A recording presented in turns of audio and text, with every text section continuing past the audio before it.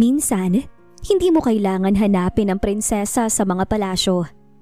Dahil minsan, nasa bukid lang pala siya.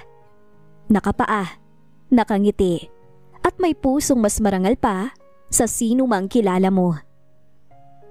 Si Adrian Falcon, kilalang CEO ng Falcon Company, ay isang lalaking sanay sa magagandang babae at sa mundo ng glamour at perfection. Para sa kanya, ang ganda ay nasusukat sa hitsura, sa brand ng suot at sa pangalan sa likod ng damit. Hanggang sa dumating si Clara, isang simpleng probinsyana na walang alam sa runway. Ngunit may pusong kayang ipahiya ang sino mang sanay lang magmahal sa sarili. Sa isang kasunduang kasal na walang halong pag-ibig, akala ni Adrian ay simpleng arrangement lang ito. Pero isang gabi, sa gitna ng mga ilaw ng fashion show, nang makita niyang nagniningning sa entablado ang babaeng minsang ikinahiya niya, doon niya unang naramdaman ang bagay na kinatatakutan niya noon. Ang ma-in love. Magandang araw, Angels. Isang series story muli ang nais kong ibahagi sa inyo na sana ay magbigay kilig at inspirasyon sa bawat isa. Pero bago tayo magpatuloy, kung bago ka pa lamang sa ating channel, ay pakilike po ng ating video, paklik din ang subscribe button, gayon din ang bell icon para lagi kayong updated sa mga parating ko pang uploads. Adrian, this is the final list for tomorrow's event. Tahimik na inabot ni Mia, ang personal assistant ng CEO, ang folder. Hindi man tumingin dahil abala si Adrian sa pagre-review ng mga modelo at designs para sa Falcon Fashion Gala. Make sure walang sablay. I don't want any embarrassment in front of the investors. Kalmado ang tono ng binata, pero malamig. Sa kabilang dulo ng opisina, maririnig ang mahinang tawa ni Vivian, ang ex-girlfriend niyang modelo na ngayon muling nakikipaglapit sa kanya. I still can't believe you married that probinsyana, Adrian. Biro nito habang nakasandal sa glass wall. She doesn't even fit your world. Napangiti si Adrian, pero walang emosyon. It was an arranged marriage. Don't take it seriously. Ngunit sa likod ng tinig niyang iyon, may bahid ng pag-aalinlangan. Kasal siya kay Clara dahil sa kagustuhan ng lolo niya bago ito pumanaw. Isang kondisyon para mapanatili ang pangalan nila sa kumpanya. At dahil doon, napilitan siyang pakasalan ng babaeng ni minsan ay hindi niya pinangarap. Sa maliit na bahay sa loob ng compound ng Falcon Mansion, nakaupo si Clara. Nag-aayos ng mga bulaklak na binili niya sa palengke. Suot pa rin niya ang simpleng bestidang bulaklakin at ang buhok ay nakapusod ng mahigpit. Hindi mo na kailangan maghintay ng hapunan, anak. Baka hindi na naman siya uuwi. Sabi ni Manang Rosa. Ngumiti naman si Clara. Okay lang po. Sanay na ako, Manang. Ngunit sa loob-loob niya, may bahagyang kirot. Bakit nga ba ganito ang pakiramdam ng isang babaeng may asawa nga, pero parang invisible naman? Noong una, inakala niyang sapat na ang kabaitan para matutunan siyang mahalin ni Adrian. Pero habang tumatagal, tila mas lumalayo ito. Parang hangin na hindi niya mahawakan. Kinuha niya ang isang photo frame sa mesa. Larawan nilang dalawa sa kasal. Ang ngiti niya ron ay totoo. Pero ang kay Adrian, parang pilit. Balang araw, makikita mo rin kung sino talaga ako. Mahina niyang bulong sa sarili. Mrs. Falcon, may dumating pong sulat para sa inyo. Nagulat si Clara nang iabot ng guard ang isang kulay ivory na sobre. Malinis, may tatak ng Falcon Apparel at amoy mamahaling pabango. Para sa akin? Tanong niya, halos hindi makapaniwala. Pagbukas niya ng sobre, tumambad ang isang eleganteng invitation card. You are cordially invited to the Falcon Fashion Gala. Main event night. Dress code. Elegance and confidence. Napahawak siya sa puso niya. Fashion Gala? Alam niyang yon ang pinakamalaking event ng kumpanya ng asawa niya. Pero bakit siya inimbita? Hindi ba't sinabi ni Adrian noon na wala siyang lugar sa mundo niya? Habang binabasa niya ang bawat linya, naramdaman niya ang kakaibang kaba. Siguro, pagkakamali lang to. Bulong niya, ngunit may ngiting unti-unting nabubuo sa labi niya. Boss, confirm na po ang list ng VIP guest. Sabi ni Mia habang nagre-review si Adrian ng final run-through ng show. Good. Make sure walang gate crashers. I don't want distractions. Seryosong saad ng binata. Ngunit sa loob ng listahang yon, may isang pangalang hindi niya alam na naroon. Clara Falcon. Kinabukasan, maagang nagpunta si Clara sa butik kung saan siya madalas tumulong bilang taga-plansya ng mga gown. Nagulat siya nang salubungin siya ni Tita Lani, ang matandang designer na minsang tumulong sa kanya noon. Oh, Clara! Ikaw pala to! Just in time! Gusto kong isuot mo to! Ipinakita nito ang isang simpleng gown na kulay champagne. May mga alon ng tela na parang hangin kapag gumagalaw. Tita, hindi po ako model. Hindi mo naman kailangan maging model para magsuot ng maganda. You deserve to feel like a woman who belongs. Hindi na siya nakatanggi. Sa unang pagkakataon, nagpa-makeup siya. Inayos ang kanyang buhok. At nang tumingin siya sa salamin, hindi niya halos makilala ang sarili niya. Ang dating probinsya ng simpleng babae, ngayon ay tila isang prinsesang nagising mula sa pagkakahimbing na pagkatulog. Sa gabi ng event, abala si Adrian sa backstage, nagbibigay ng utos. Lights, music, timing. Everything must be perfect. Aniya. Ngunit nang marinig niya ang mahinang bulungan ng mga tao sa audience, napalingon siya. Who's that woman? Tanong ng isa sa mga investors. She's stunning. Parang bagong face ng Falcon. At doon, sa gitna ng ilaw, sa entabladong dati para lamang sa mga modelo, lumakad si Clara. Eleganteng-elegante, may kumpiyansa at ganda na hindi kayang itago ng simpleng pinagmulan. Nanlaki naman ang mga mata ni Adrian. Clara? Halos bulong niya. Ang babaeng minsang ikinahiya niya, ngayon siya na ang pinakamagandang tanawin ng gabi. At sa unang pagkakataon, naramdaman ni Adrian ang bagay na matagal na niyang iniiwasan. Ang ma-inlove sa sarili niyang asawa. Tumigil ang oras para kay Adrian Falcon. Sa gitna ng mga flash ng kamera, mga palakpak at hiyawan, tanging ang mga mata ni Clara ang nakita niya. Hindi siya makagalaw. Para bang ang babaeng minsang kinahiya niya ay ngayon ang mismong dahilan ng pagtibok ng puso niya. Sa bawat hakbang ni Clara sa runway ay tila sinasampal ang bawat pagmamataas na meron siya. Ang simpleng ngiti nito, ang kumpiyansang hindi kailanman nakita niya noon, lahat yon ay parang paalala na mali siya. Pagbaba ni Clara sa entablado, sinalubong siya ng mga designer at staff na pawang humahanga. Ang ganda mo, Ma'am Clara! Bagay na bagay ho sa iyong suot mong gown! Ngunit bago pa siya makapagpasalamat, naramdaman niyang may malamig na presensyang lumapit. Clara. Ang boses na yon, pamilyar, ngunit may halong galit at pagkalito. Si Adrian, ang kanyang asawa. Napalingon siya at sa unang pagkakataon, nagtagpo muli ang kanilang mga mata. Anong ginagawa mo rito? Malamig na tanong ni Adrian. Bagamat may bahid ng pagkabigla sa tinig niya. Naimbitahan ako, Adrian. Sagot ni Clara. Mahinahon, ngunit may tapang. Invitation? Sino nagpadala? I don't know, pero hindi ko naman inakala na magiging ganito.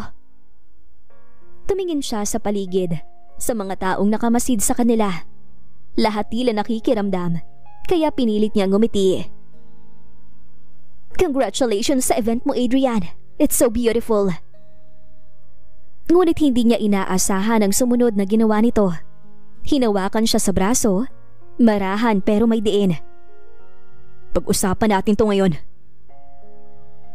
Sa backstage, binasag ng katahimikan ang pagitan nila. Bakit ka nandito, Clara? Gusto mo bang pagtawanan ako sa harap ng lahat? Napasinghap si Clara. Hindi lahat ng nakikita mo ay laban, Adrian.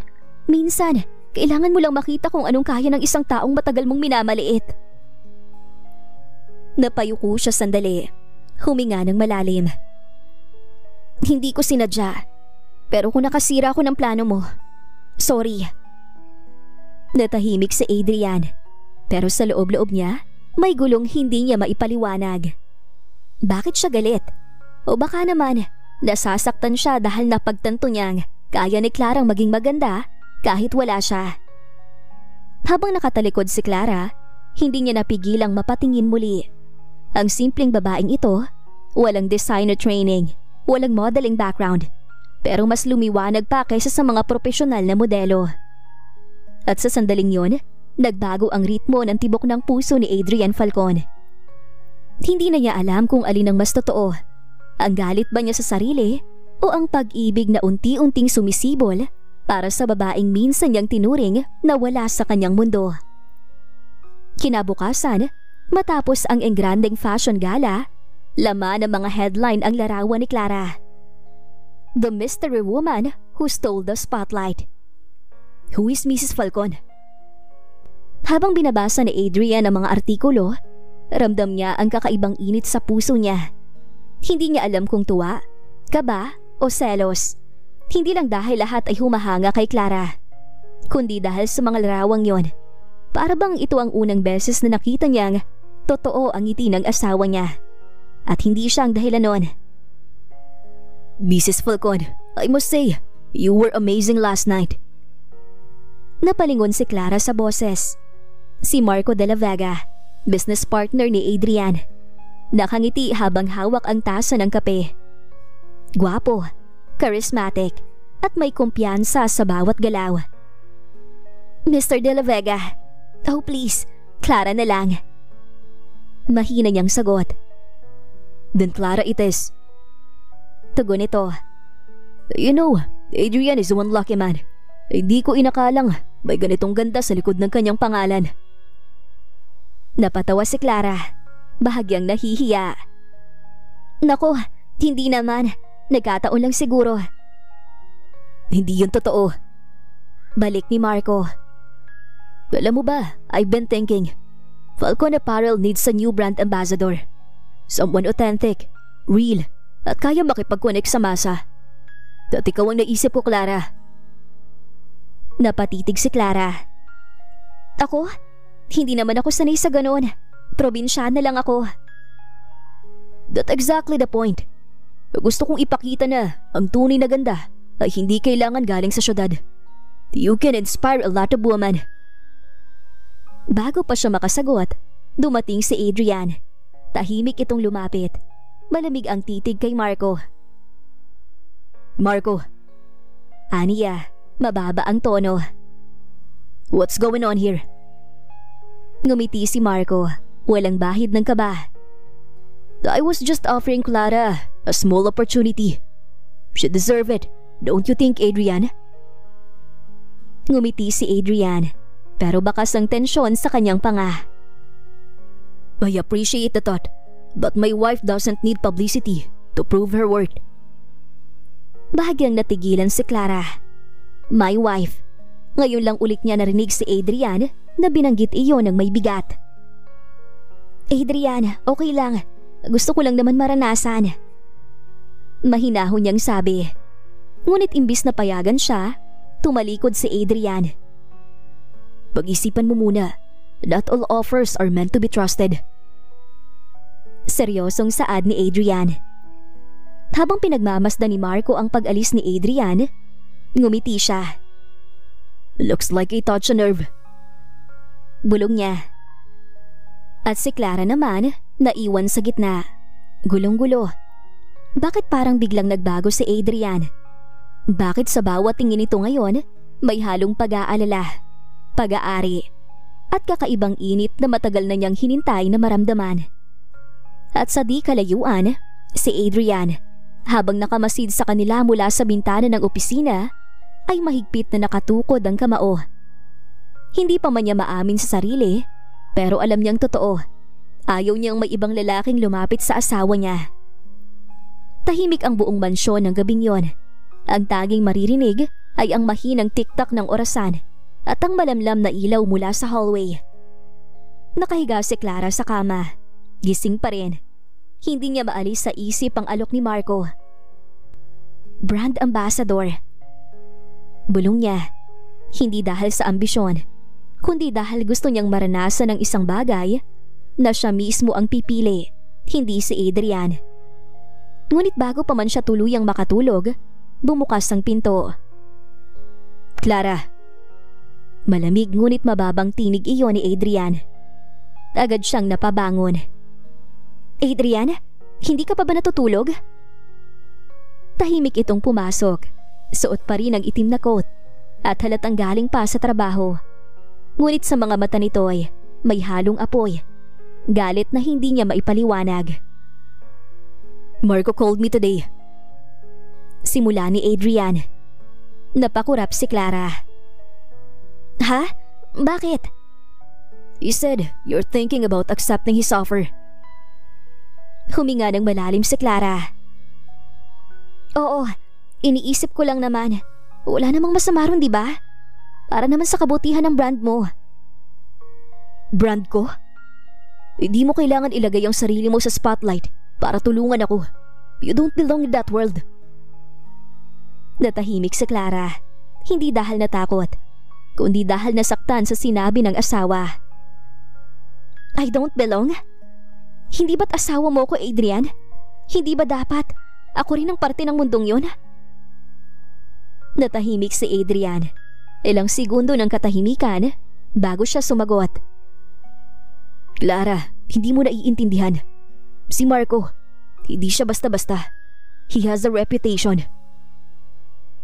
Ngumiti siya ng mapait. O baka naman hindi mo siya pinagkakatiwalaan. Dahil natatakot kang magustuhan ko siya, Adrian. Hindi naman nakasagot si Adrian. Sa halip, napayuko siya. At sa unang pagkakataon, nakita ni Clara ang pader sa pagitan nila na unti-unting nababasag. Hindi siya galit dahil sa alok. Galit siya dahil may ibang lalaking nakatingin kay Clara, kagaya ng paraan na gusto niyang gawin noon pa man. Lumapit si Adrian. Halos isang hakbang na lang ang pagitan nila. Clara. Mahina nitong tawag, ngunit puno ng emosyon. Hindi ko gusto na mapalapit ka sa kanya. Bakit, Adrian? Dahil ayokong may ibang makakita ng ganda mo, maliban sa akin. Napako sa kinatatayuan si Clara. Hindi niya alam kung matutuwa o masasaktan. Sa likod ng mga salitang yon ay may halong pag-aari, selos at pag-ibig na pilit nitong itinatanggi. Adrian! Bulong niya. Ngunit bago pa siya makasagot, tumalikod na ito. Good night. Malamig nitong sabi at tuluyang lumabas ng kwarto. Ngunit kahit nakatalikod, alam ni Adrian sa sarili niya, hindi na siya makakatulog ng payapa. Dahil ang selos na naramdaman niya ngayong gabi ay unang senyales ng isang pag-ibig na hindi na niya kayang itanggi. Mainit ang sikat ng araw nang magising si Clara kinabukasan. Tahimik ang paligid at sa unang pagkakataon, naramdaman niyang magaan ang hangin sa loob ng mansyon. Bumangon siya at nagtungo sa kusina. Gaya ng nakasanayan, ngunit pagdating niya ron, halos malaglag ang hawak niyang tasa. Adrian? Naroon ang asawa niya. Bihis pa rin ang formal na suit, ngunit hawak ang tasa ng kape at may bahagyang ngiti sa labi. Good morning. Maikling bati nito. Napatingin si Clara. Tila di makapaniwala. Ngumiti siya. Good morning din. Tahimik silang dalawa, pero hindi kasing bigat na mga nagdaang araw. Hindi ka pa ba aalis? Usually, maaga kang umaalis ng bahay. Tanong ni Clara habang inihahanda ang almusal. By late meeting, I decided to stay for breakfast. Sagot ni Adrian, kasual, habang nagmamasid sa kanya. Ngunit sa loob-loob niya, hindi talaga meeting ang dahilan. Gusto lang niyang makita kung paano ngumiti si Clara sa umaga at marinig ang tinig nitong laging kalmado kahit minsan ay nasasaktan. Habang nagluluto si Clara, napansin niya ang titig ni Adrian. Hindi iyon malamig gaya ng dati. Mainit, malambing. May dumi ba sa mukha ko? Tanong niya, pilit na itinatago ang ngiti. Umiling si Adrian. Wala, I just realized you look different today. Different, mas maganda. Napahinto si Clara, bahagyang namula ang muka. Baka gutom ka lang, Adrian. Ngumiti ito, bahagya lang, pero sapat para magpatibok ng puso niya ng mabilis. Habang kumakain sila, ilang beses na silang nagtagpo ng tingin. Mga sulyap na may halong pagtataka at kilig. Minsan ay sabay pa silang abutin ng kutsara at agad silang parehong umurong. Sorry, sabay nilang sabi, sabay tawa. Matapos ang almusal, inabot ni Adrian ang tasa niya kay Clara. Thank you. Aniya. Simple lang ang salitang yon, pero ramdam ni Clara ang sinseridad. Wala yun. Ginagawa ko lang naman yung alam kong tama. Ngunit bago siya tuluyang makalayo, hinawakan ni Adrian ang kamay niya. Marahan lang, pero dama niya ang init nito. Clara. Napatingin siya sa asawa at sa unang pagkakataon, nakita niya ang lambing sa mga mata nito. I know I haven't been fair to you, pero maybe we can start again, slowly. Parang tumigil ang mundo ni Clara. Hindi siya nakapagsalita agad. Tanging pagtangulang ang nagawa niya. Okay. Bulong niya, may ngiti sa labi. At sa sandaling yon, habang tumatama ang sikat ng araw sa kanila, alam ni Clara na nagsisimula ng mabura ang lamat sa pagitan nilang mag-asawa. Hindi pa man malinaw ang lahat, pero sa unang pagkakataon, may umagang may ngiti at may pag-asang muling nabubuhay ang puso. Magaan ang pakiramdam ni Clara ng sumunod na araw. Hindi niya alam kung bakit, pero may kakaibang saya sa loob niya. Parang unti-unting bumabalik ang kulay sa paligid. Habang nag-aayos ng mesa, napansin niyang wala pa ring Adrian. Siguro maaga na namang umalis. Mahina niyang sabi, bahagyang nadismaya. Ngunit pagharap niya sa pinto, may nakaabang na maliit na kahon sa ibabaw ng mesa. May nakasulat na simpleng note. For you, Clara. AF. Napakunot ang noo niya. Maingat niyang binuksan ang kahon. At sa loob noon ay isang pares ng simpleng pearl earrings, hindi mamahalin, ngunit elegante. Sa ilalim ng kahon, may isa pang note. You once said you like pearls because they start from pain before they shine. Maybe that's us. Napatigil siya. Hawak ang hikaw sa kamay. Hindi niya maalala kung kailan niya nasabi yon. Siguro noong unang mga buwan ng kasal nila. Noong masaya pa siyang nagkukwento kahit bihira siyang pakinggan ni Adrian. Ngayon, naalala niya lahat. At ngayon, tila sa unang pagkakataon, nakinig si Adrian. Hapon na nang bumalik si Adrian sa bahay. Nasa sala siya, bit-bit pa rin ang ilang papeles. Pagkakita sa kanya ni Clara, hindi niya alam kung paano magsisimula. Nakita ko yung earrings? Tanong ni Adrian. Halos sabay pa sila, kaya pareho silang natawa. I wasn't sure if you'd liked it. Sabi ni Adrian, bahagyang nahihiya. Hindi ko alam kung mahilig ka pa rin sa ganun. Hindi naman mahalaga kung mamahalin o hindi eh. Ang importante sa akin, galing sa puso. Tumango si Adrian at may ilang segundong katahimikan bago ito muling nagsalita. Clara, alam ko nasaktan kita. Alam kong marami akong pagkukulang. Pero gusto kong simulan ulit. kahit hindi mo pa ako mapatawad ngayon.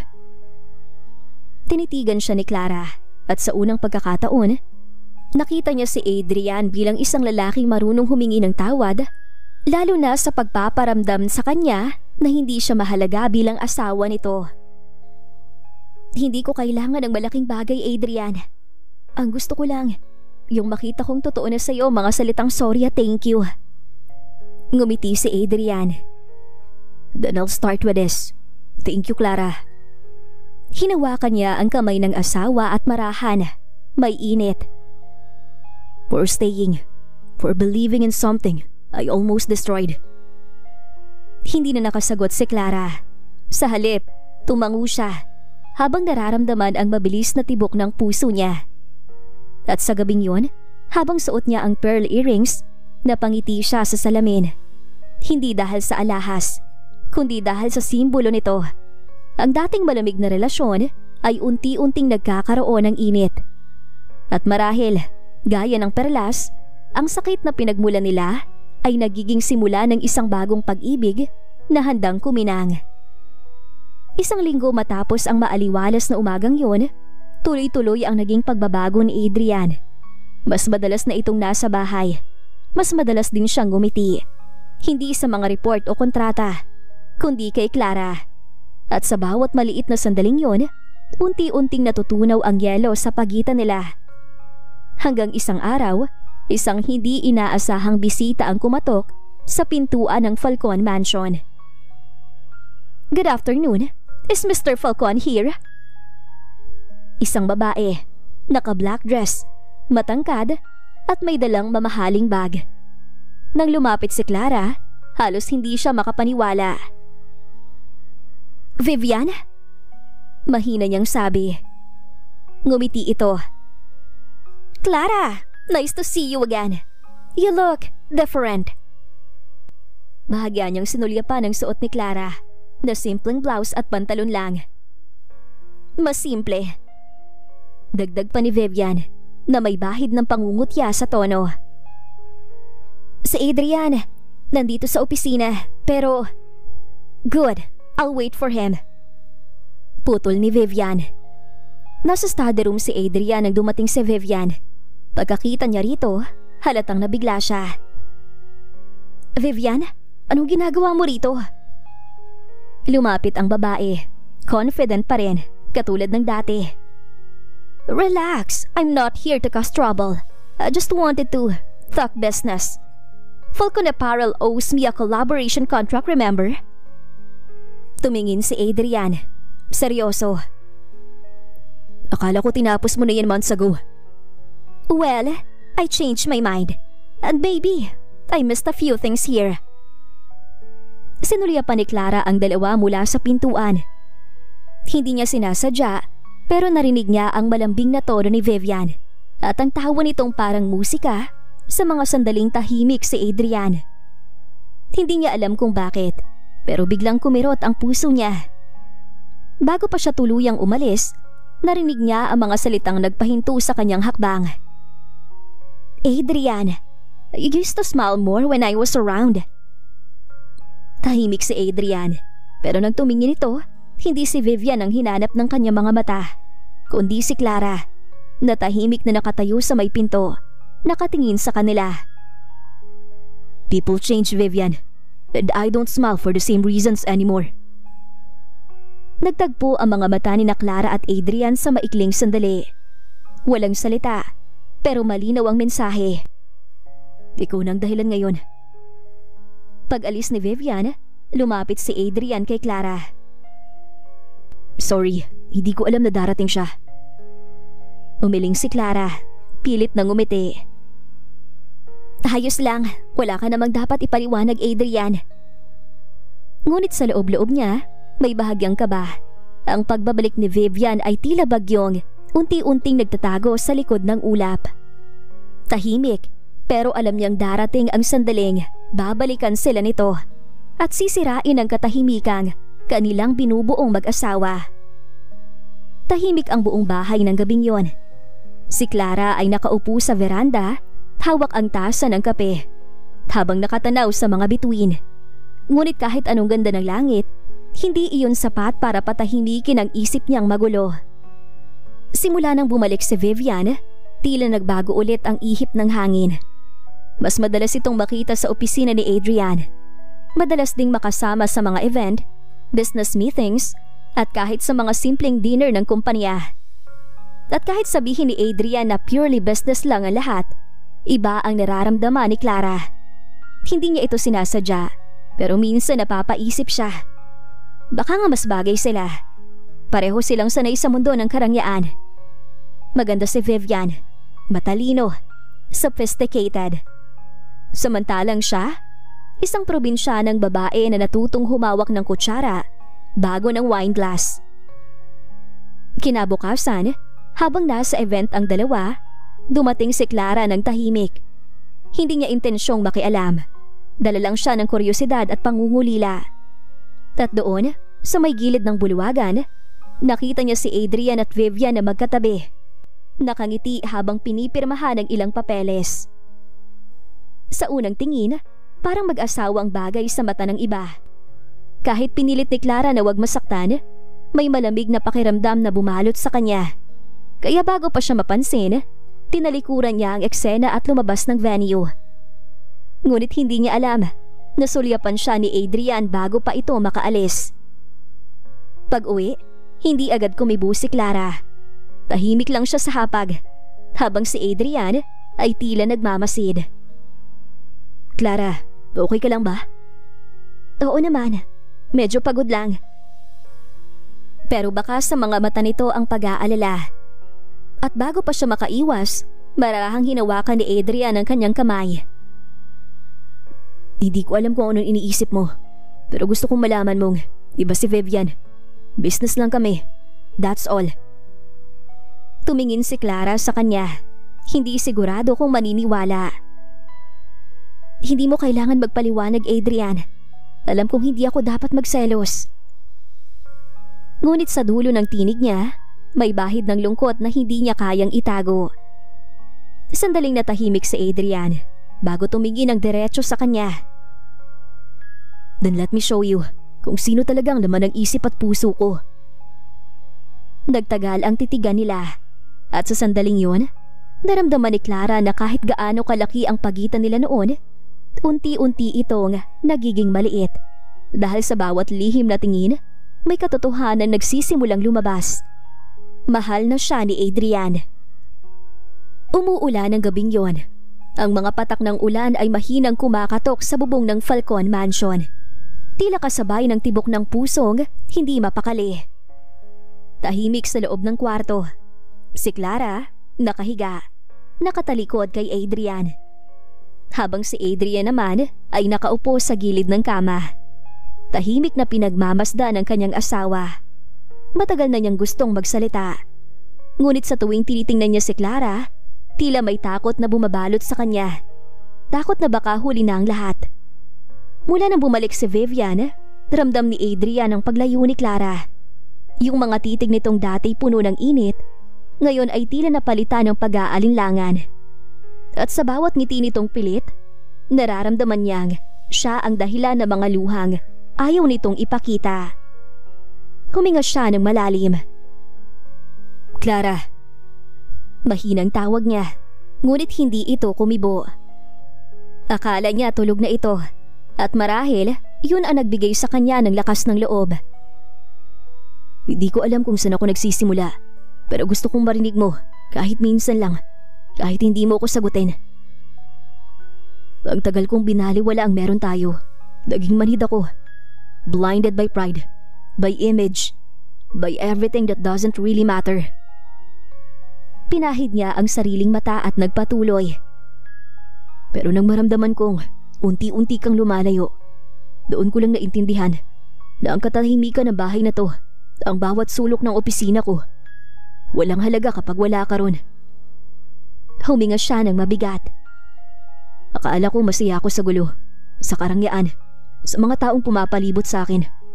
Pero ngayon, ikaw lang ang hinahanap ko sa bawat gabi. Ikaw lang, Clara. Tahimik ang buong silid. Ang tanging maririnig ay ang mahinang patak ng ulan at ang paghinga ni Clara na bahagyang nagbago. dahil gising siya. Gising siya mula sa simula at bawat salitang binigas ni Adrian ay parang mga patak ng ulan na dumidiretso sa puso niya. Gusto niyang humarap, gusto niyang sabihin na narinig niya lahat, ngunit pinili niyang manatiling tahimik. Dahil sa mga sandaling yon, sapat na ang malaman niyang mahal na rin siya ng asawa. Lumapit si Adrian. Marahang hinaplos ang buhok ni Clara bago ito humiga sa tabi niya. I'll fix everything. Aayusin ko ang lahat para sa pamilya natin. Mahinang pangako nito, halos pabulong. Hindi na kita pakakawalan, Clara. Not again. At habang patuloy ang ulan sa labas, marahang umiti si Clara sa ilalim ng kumot. Dahil sa wakas, narinig niya ang matagal na niyang hinihintay. Ang bulong ng pag-ibig na matagal nang natulog sa dilim. Ang unang sinag ng araw ay dahan-dahang pumasok sa silid. Humahaplos sa mukha ni Clara. Matagal siyang nakatitig sa kisame. Ramdam pa rin ang init ng mga salitang narinig niya kagabi sa asawa. Hindi na kita pakakawalan, Clara. Bahagya siyang napangiti. Sa wakas, naramdaman niya ang katotohanang matagal na niyang hinintay. Ang pagbalik ng init sa pagitan nila ni Adrian. Paglingon niya, tulog pa ito sa kanyang tabi. Nakapikit, ngunit banayad ang ngiti sa labi. Tahimik siyang bumangon, nagluto ng almusal, at sa unang pagkakataon matapos ang matagal na panahon, nagdesisyon siyang kumanta habang nagluluto. Simple lang, itlog, tinapay at kape. Pero may halong saya na matagal nang nawala. Sarap naman yan, sabi ni Adrian mula sa likod, bagong gising at nakangiti. Napalingon siya at bahagyang namula. Gising ka na pala, akala ko matutulog ka pa. Not when my wife is singing in the kitchen. Sagot nito sabay ngiti. Naupo si Adrian sa harap ng mesa at tahimik silang nag-almusal. Walang masyadong salita, pero bawat tingin ay puno ng lambing. Parang may bagong simula. Ngunit ang kapayapaan ay hindi nagtagal. Habang nililigpit ni Clara ang mga plato, biglang nag-ring ang cellphone ni Adrian. Nang sagutin niya, unti-unting nagbago ang ekspresyon nito. Mula sa saya, naging malamig. Yes, what do you mean by that? Pagkababa ng tawag, tumingin siya kay Clara. Seryoso. May problema ba? Si Vivian, she filed a claim. Gusto niyang ipahinto ang project natin. Sinasabi niyang pag-aari raw niyang ilang designs ng kumpanya. Napatigil si Clara. Pero, di ba't siya na mismo nagbitaw ng kontrata? Exactly. She's twisting everything. She wants to destroy the company. Maybe, even me. Natahimik si Clara. Pero ramdam niyang higit pa sa negosyo ang nakataya rito. Alam niyang hindi lang si Adrian ang gustong saktan ni Vivian, kundi pati siya. Lumapit si Adrian at hinawakan ang kamay ni Clara. I won't let her win. Hindi ko hahayaang masira lahat ng pinaghirapan ng kumpanya. Habang sumisikat ang araw, nagsimula rin ang bagong laban. Hindi na laban ng puso lamang, kundi laban para sa tiwala, para sa pag-ibig at para sa kinabukasan nilang dalawa. At sa likod ng liwanag na yun, isang anino ang muling nagbabalik. Si Vivian, nakatingin sa malayo. May ngiting puno ng paghihiganti. Kinabukasan, maagang nagising si Clara. Habang nagtitimpla ng kape, napansin niyang tahimik si Adrian. Walang imik, walang ngiti. May hawak itong cellphone, nakatitig sa screen at tila nalilisik ang mga mata. Adrian, basahin mo. Pagkakita ni Clara, para siyang binuhusan ng malamig na tubig. Headlines sa online news. Falcon Air accused of stealing design concept from ex-fiancé Vivian Torres. Kasunod niyon ang larawan ni Adrian at siya. The country's boy's wife caught in the middle of the controversy. Adrian, fake news yan. Vivian's manipulating the press. Pero grabe yung timing. She released it right before the investors meeting. Ramdam ni Clara ang bigat ng sitwasyon. Sa loob ng ilang minuto, bumuho sa mga notifications, mga tawag mula sa media, at mga tanong na ayaw niyang sagutin. Nang buksan niya ang social media, mas masakit pa ang sumalubong sa kanya. Siya ba yung probinsyanang asawa? Mas okay si Vivian, at least class. Paano kaya nakapasok yan sa buhay ni Adrian Falcon? Napakagatlabi si Clara. Pilit pinipigilan ang pagpatak ng luha. Hindi niya alam kung mas nasasaktan siya sa mga paratang laban kay Adrian o sa mga salitang ipinupukol sa kanya ng mga tao. Clara. Marahang tawag ni Adrian. Lumapit ito sa kanya at hinawakan ang balikat niya. Walang maniniwala dyan. I'll fix this, love. Trust me, Clara. Buong puso na saad ni Adrian. Ngunit hindi iyon ganoon kasimple. Sa loob ng araw na yon, 2 investor ang umatras at naglabas ng pahayag ang kumpanya ni Vivian. We are considering legal action against Falcon Apparel. Parang gumuho ang mundo ni Clara habang pinapanood sa TV ang mga reporter na nag-uulat sa harap ng opisina ng Falcon. Nang gabing yun, sa kalagitnaan ng katahimikan, nagsalita si Clara. Adrian, baka kailangan kong umalis muna ng ilang araw. Napalingon ito, halatang gulat. Bakit mo gagawin yan? Para hindi ka na maapektuhan. Lahat ng balita, ako ang tinuturo. Kung aalis ako. Hindi. You're my wife, Clara. Hindi mo kailangan tumakbo. Hindi ka nila pwedeng husgahan dahil lang sa kasinungalingan. Tinitigan niya ito. Sa mga mata ni Adrian, nakita niya hindi lang galit, kundi takot. Takot na muling mawala siya. Tahimik silang nagyakapan. Sa labas, patuloy ang mga flash ng kamera ng mga reporter na nagbabantay sa gate. At sa gitna ng lahat ng yon, alam ni Clara na hindi lang pangalan ni Adrian ang nakataya, pati ang puso nilang dalawa.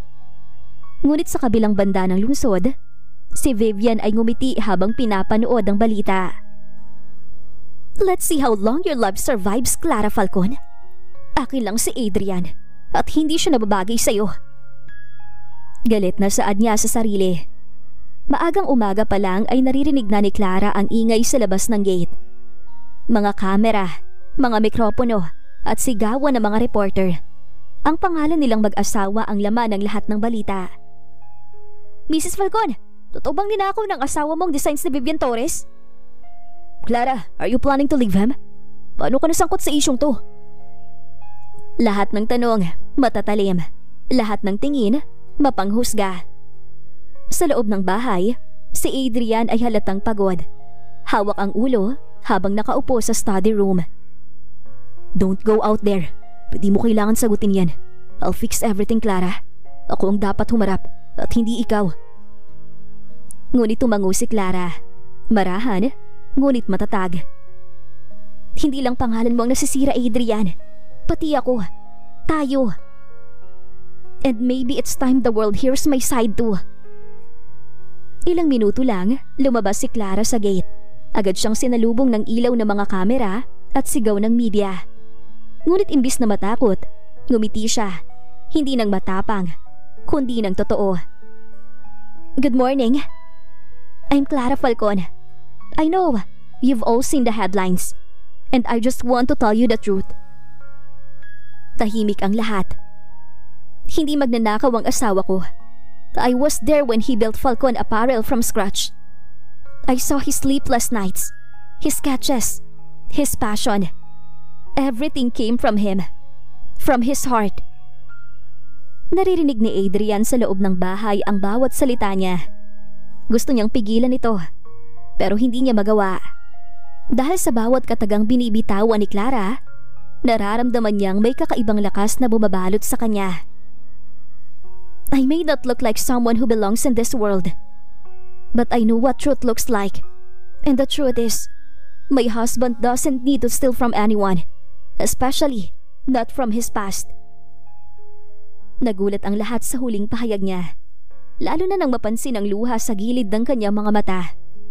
Ngunit sa likod ng mga kamera, may halong paghanga sa mga titig ng mga tao. Matapos ang ilang saglit, tinapos ni Clara ang panayam. Judge us if you must. Pero sana, bago kayo maniwala sa headlines, tanungin niyo muna ang puso niyo kung alin ang totoo. Salamat sa inyong lahat. Saad ni Clara bago iniwan ang mga press. Pagpasok niya sa bahay, sinalubong siya ni Adrian. Tahimik lang ito, nakatingin sa kanya. Hanggang sa marahan siyang niyakap nito nang mahigpit at tinampian siya ng halik sa labi na agad niyang tinugon. You didn't have to do that. Alam ko, pero gusto kong marinig ng lahat kung gaano ako naniniwala sa iyo, Adrian. Sa loob ng isang mamahaling opisina sa tuktok ng isang gusali, nakaupo si Vivian Torres. Tahimik na pinagmamasdan ang balita sa TV. Lahat ng network, iisa ang pinag-uusapan. Clara Falcon, the loyal wife. Ngumiti siya, pero hindi iyon ngiti ng pagkatalo. Cute. Akala niya tapos na to. Tumayo siya at tumingin sa labas ng salamin, kung saan tanaw ang lungsod.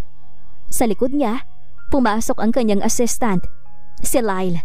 Dala ang ilang dokumento. Ma'am, the press conference boosted the Falcons' image. People starting to side with them. Napangisi si Vivian.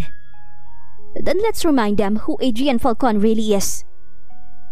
Inilapag niya sa mesa ang ilang mga larawan. Mga kuha ni Clara habang nasa charity events, lumalapit sa mga bata. Nakangiti. Find me a way to twist this. Make her look like a fake. Like she's only pretending to be kind for publicity. Ma'am, kung gagawin natin yan, baka masira siya? Exactly. Gusto kong nasira ang babaeng umagaw sa akin kay Adrian. Hindi ang kagaya niyang probinsyana ang tatalo sa akin. Galit na saad ni Vivian. Ilang araw ang lumipas at nagsimulang kumalat ang mga edited na larawan at kwento online. Clara Falcon, ginamit ang charity work para linisin ang pangalan ng asawa. Kasunod pa nito, mga leak photos na pinalabas na scripted ang lahat ng ginawa niya sa media. Nang makita ni Clara ang mga yon, halos mahulog ang telepono sa kanyang kamay.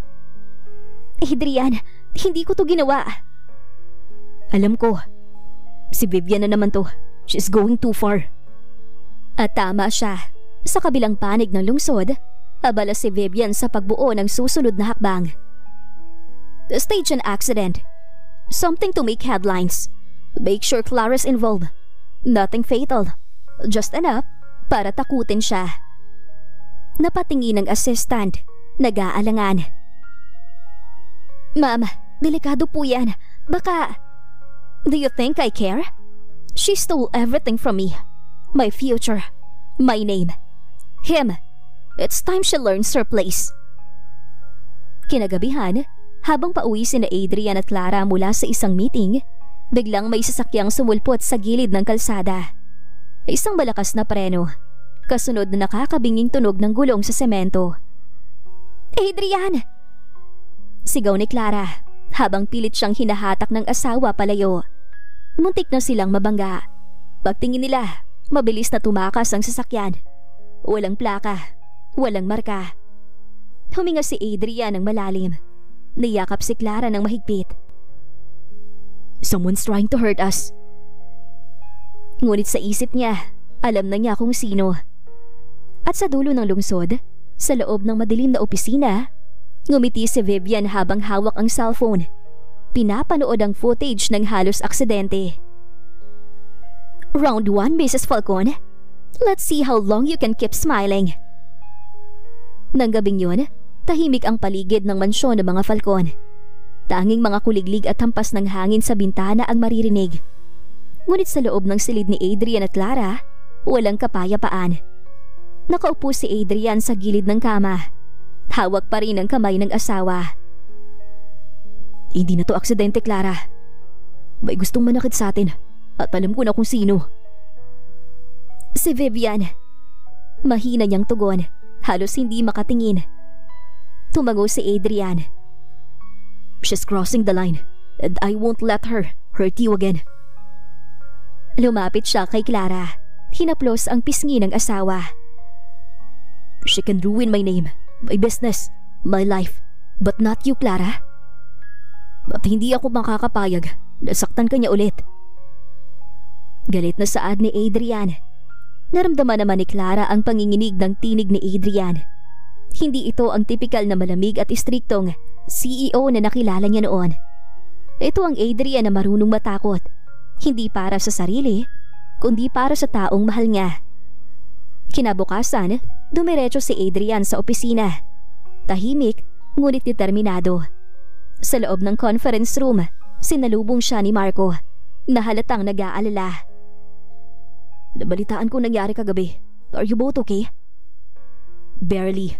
I need you to dig deeper into Vivian's connection. I want everything. Her finances, her company moves, even her assistant.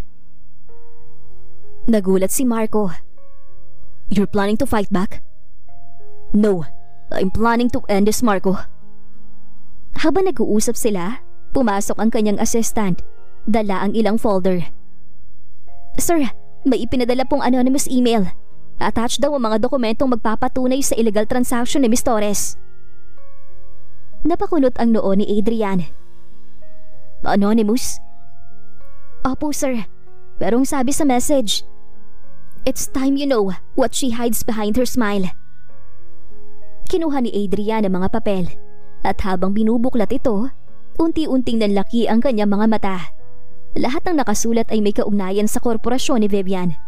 Mga fake charity projects, money laundering at pagbayad sa mga media para siraan si Clara. Diyos ko, ito nang katapusan niya. Sa mansyon naman, si Clara ay nasa hardin, nakatingala sa madilim na langit. Naisip niya ang lahat ng nangyari, mula sa pagiging simpleng probinsyana hanggang sa maging sentro ng intriga. Ngunit sa kabila ng takot, may kakaibang lakas siyang naramdaman. Siguro dahil alam niyang hindi na siya nag-iisa. Paglapit ni Adrian, agad siyang niyakap nito mula sa likod. Clara, may ebidensya na tayo. Pero kailangan kong gawin to ng maingat. Pwedeng mapahama ka ulit. Hindi ako aalis sa tabi mo, Adrian.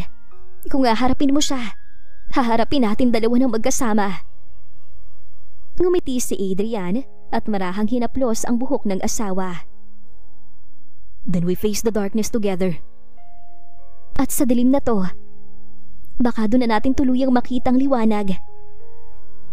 At sa sandaling yon, tila naglaho ang lahat ng ingay sa paligid. Tanging tibok ng kanilang mga puso ang naririnig. Parehong handang lumaban. Hindi lang para sa pangalan, kundi para sa pag-ibig na unti-unti nang nabubuo. Umaga ng Lunes, tahimik sa buong syudad hanggang sa biglang pumutok ang balita. Breaking news, Vivian Torres sangkot umano sa money laundering at fake charity operations. Nagkagulatan ang lahat, maging sa opisina ni Falcon Industries, isa-isang napalingon ang mga empleyado sa malaking TV screen na nakasabit sa pader. Sa gitna ng mga kumikislap na flash ng kamera, isang larawan ni Vivian ang nakadisplay. Ang dating kinikilalang fashion queen, ngayon sinasabing nasa ilalim ng investigasyon. Sa loob ng conference room, nakatayo si Adrian. Tahimik na nakamasid habang pinapanood ang bawat ulat. Sa tabi niya si Clara, halatang kinakabahan, ngunit matatag. Hindi ako makapaniwala. Lumabas talagang totoo. Hindi ko rin inasahan na ganito lang kabilis. Pero tama lang to. Masyado na siyang nakasakit. Panahon na para tumigil siya. Samantala, sa penthouse ni Vivian, nanggagalit siya habang hawak ang cellphone. Who licked it? Who? Sigaw niya habang nagbabasag ng baso sa sahig. Nasa gilid lang si Lyle, nanginginig. Ma'am, hindi ko po alam. Pero mukhang galing sa loob mismo ng kumpanya ninyo. Napatigil si Vivian. Mabilis na nilapitan ang mesa. Kinuha ang laptop at binuksan ang mga email logs. Nang makita niya ang sender ng mga dokumentong inilabas, isang anonymous account na ginamit ang IP address mula sa sariling opisina niya. Napaatras siya, hindi makapaniwala. Imposible! Someone betrayed me! Ngunit bago pa siya makaisip ng hakbang, tumunog ang kanyang telepono. Miss Torres, this is the NBI. We have a warrant for your arrest. Nanigas si Vivian. Ang kamay niyang dating sanay sa alahas at pulang lipstick, ngayon nanginginig habang binabagsak ang telepono. No, this can't be happening. Samantala, sa bahay ng mga Falcon, nakaupo sina Adrian at Clara sa sala. Tahimik silang pareho hanggang sa lumingon si Adrian kay Clara at hinawakan ang kamay nito. Clara, kung hindi dahil sa tapang mo, baka hindi ko nagawang labanan siya. You made me realize what really matters. Ngumiti si Clara. Bagaman may bakas pa rin ng pagod at kaba sa kanyang mga mata, hindi akong tumapos sa kanya, Adrian. Katotohanan ang gumawa nun. Lahat ng kasinungalingan ay may hangganan. Napalunok si Adrian, sabay yakap sa asawa. For the first time in years, I feel free. And for the first time, I feel loved. Sa sandaling yon, parang huminto ang oras. Sa labas, maririnig ang ulan. Hindi gaya ng unos na dati nagdala ng takot, kundi ulan na parang nagpapaalala na tapos na ang bagyo. Kinabukasan, sa front page ng lahat ng pahayagan, iisa ang headline. Vivian Torres, bumagsak. Falcon couple, bumabangon. At habang binabasa iyon ni Clara, habang umiinom ng kape, naramdaman niyang may bagong simula sa pagitan nila ni Adrian. Isang buhay na wala ng lihim, wala ng takot, at puno ng pag-ibig na ipinaglaban nila sa dilim. Makalipas ang ilang linggo mula nang bumagsak ang pangalan ni Vivian Torres, muling bumalik ang katahimikan sa buhay ni na Adrian at Clara Falcon. Wala ng kamera, wala ng chismis, wala ng takot. Tanging ang init ng araw at tunog ng mga ibon sa kanilang hardin ang bumabati tuwing umaga. Sa terasa ng kanilang bahay, tahimik na nagkakape si Clara habang pinapanood si Adrian na nagdidilig ng mga halaman. Napangiti siya. Sino ang mag-aakalang ang dating istriktong CEO na halos hindi ngumiti, ngayon ay abala sa pagtatanim at pag-aalaga ng mga bulaklak. Mr. Falcon, hindi mo ba na-miss ang mga meeting mo sa boardroom? Ngumiti si Adrian, bahagyang umiling. I'd rather be here with my favorite audience. Tumawa si Clara at marahang tinikman ng kape. Hindi ko inakalang aabot tayo dito. Dati, halos hindi mo nga ako tinitingnan. Dati kasi, takot ako magmahal ulit. Pero dumating ka, Clara. Simple, totoo, at matapang. At kahit ilang beses kitang tinulak palayo, lagi kang bumabalik. Napangiti si Clara, ngunit may luha sa gilid ng kanyang mga mata. Hindi ako bumalik para masaktan. Bumalik ako kasi naniniwala akong may kabutihan pa sa'yo. At tama naman ako. Niyakap siya ni Adrian, mahigpit, ngunit puno ng lambing. I'll spend the rest of my life proving you're right. At gagawin ko ang lahat para maging the best husband and father sa mga magiging anak natin, love. Bulong niya. Sa sumunod na linggo, nagdao sila ng simpleng salo-salo sa bahay. Naroon si Marco, ilang kaibigan at mga taong naging bahagi ng laban nila. Masaya ang lahat dahil sa wakas, naitaas nila ulit ang kumpanya nila at mas lalo pa itong nakilala hindi lang sa Pilipinas kundi sa ibang bansa. Clara, for you, a small gift for a woman who showed us what grace looks like under fire. Nang buksan ni Clara, isang pares ng silver earrings ang nakita niya. Thank you, Marco. Pero alam mo, ang pinakamagandang regalo ko ay yung kalayaan naming dalawa ni Adrian ngayon. Freedom, not just from lies, but from fear. Kinabukasan, bago pa sumikat ang araw, sabay silang naglakad sa tabing dagat malapit sa kanilang bahay. Tahimik ang paligid, at habang tinatamaan ng unang liwanag ang mga alon, nagsalita si Clara. Adrian, alam mo ba? Noon, pinangarap ko lang makakita ng ganitong umaga. Yung walang takot, walang galit. Ngayon, sagot ni Adrian habang hinahaplos ang kamay ng asawa. Magkasama na tayong haharap sa bawat umaga. Hindi na bilang CEO at probinsyanang asawa, kundi bilang dalawang taong nagmahal at natutong lumaban. Ngumiti si Clara at sa unang halik ng araw, nagtagpo ang kanilang mga labi. Banayad, totoo at puno ng pangako. Makalipas ng ilang taon ay mas nakilala ang Falcon Apparel at si Clara ay pumayag nang maging ambassador kahit na meron na silang napakagwapong anak ni Adrian na si Daniel Falcon. Si Vivian naman ay nagbabayad na ng kasalanan nito, hindi lang sa mag-asawa kundi sa kumpanya na tinangka nitong sirain. Kahit busy ang asawa sa kanilang negosyo ay naglalaan pa rin sila ng oras para sa kanilang pamilya, lalo na para makabanding nila ang kanilang anak na si Daniel. Para kay Adrian, ang pagdating ni Clara sa buhay niya ang pinakamagandang nangyari sa buhay niya, lalo na at kumpleto nito ang pagkatao niya at gagawin niya ang lahat para maging mabuting haligi ng tahanan.